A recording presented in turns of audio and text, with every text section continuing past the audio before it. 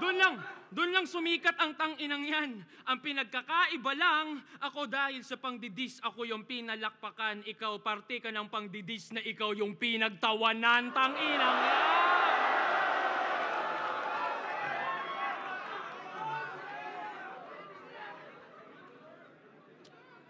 Game! Huling round na. Di ba kilala kang mahilig mandamay ng anak ng kalaban? Okay. Kinwestiyon niya pagiging tatay ni Zaito, yung tao daw palpak. So pagpag daw yung pinapakain sa pamilya, yun ang sa akin tumatak kasi sino ka para pagsabihan yung taong maayos na palaki yung tatlo niyang anak? Dekada na yung nagpapakapapa. Ikay buwan pa lang na nagiging amabay. Kumbaga nasa level 1 ka pa lang ng pagiging tatay. Nagtatayo ka pa lang ng tahanan. Yung pinupuna mo, isa ng subok na haligi ng bahay. Kupal! Di ba? Tas yung premyong isang milyon, pang bibili niya lang daw ng bag ni Ann. Talaga? Ganong regalo mas mahalaga? Dude, maging mabuti kang ehemplo sa anak mo. Yun yung pinakamagandang regalo mo sa kanya. O, regalo. Nakuha niyo yung essence? Tapos na tayo sa past at history. Walang nakakuha ng present.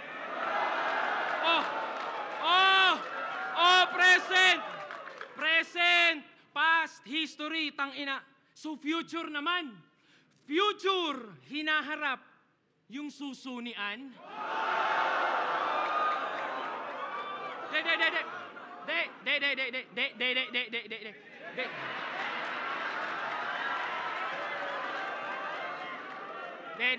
Alam nyo, di ako bumababa sa ganyan, pero iba to. Game! Hindi ako nag-iimbento pag sinabi kong pinakamalibog si Ann Mateo.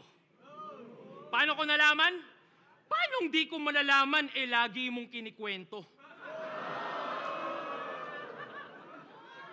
Nagdodota kami ni Sak. Nasa kabilang linya tong si Gago. Biglang pare, andyan na naman si Ann, may daladalang vibrator, out mo na ako.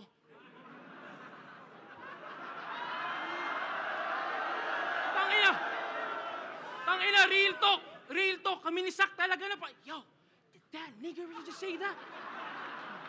Di ba?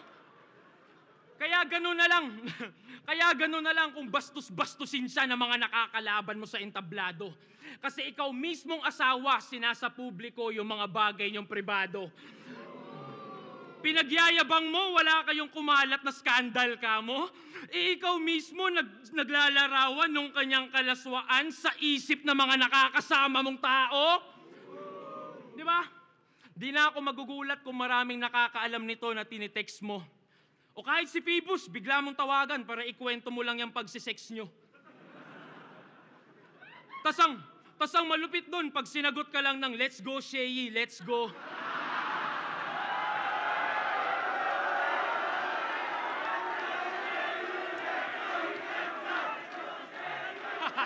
Kupal! Bastos na asawa!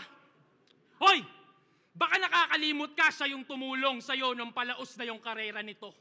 Nilapit ka sa mga sikat na vlogger, record label, para ulit magkarakit ka, bro. Nagka-followers ka sa pag-i-stream, gamit kanyang dede, pinang-aakit ano.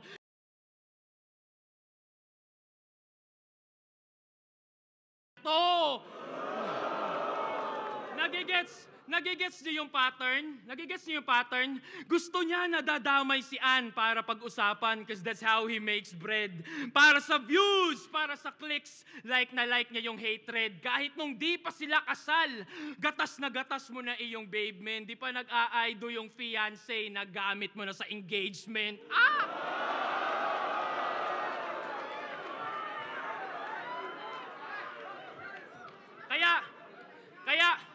Kaya gano'n na lang, di ba? Kaya okay lang sa kanya na tira-tirahin yung taong dahilan kung ba't siya nandyan. Si Ann yung pagpipiestahan sa Facebook feed, tas ang nabubusog ay ang tang-inang yan. Siya yung nilalait, ikaw nag-aabang lang. Siya yung tinitira-tira, pero ikaw yung nagkakaroon, dala ng mga panlaman tiyan, tang-inang yan. Di ba? Isipin nyo, Gagi. Isipin nyo, Gagi. Isipin nyo, Gagi. Wala na kasi siyang hype, kaya kailangan niya yung misis niya lagi. Para atensyon natin ma-focus doon sa may katawan para lang pagtakpan kanyang pagiging nobody. Kasi, real talk pare, kung walang An Mateo, matagal na dapat walang Seyi. Isipin mo yan. Ang masaklap, naghuhubad siya ng damit nang mabihisan ka lang.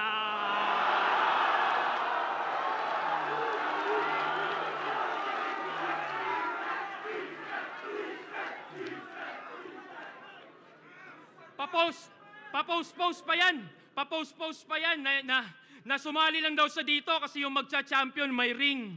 Di mo naisip, sampal sa misis mo yon, walang yaka? Bugo nga pagkabana. Naghahanap ka pang ibang ring, pare, wala nang kasing mas mahalaga sa singsing na suot-suot ng iyong asawa. Ganto man damay ng pamilya. Tas ikaw lang yung solong nakata mo. And bitch, I son you so bad, tatawagin akong lolo ng anak mo. Dinipensahan ko pa iyong misis kung di mo natatanto. Puta, talo ka na nga na in love pa sa akin asawa mo.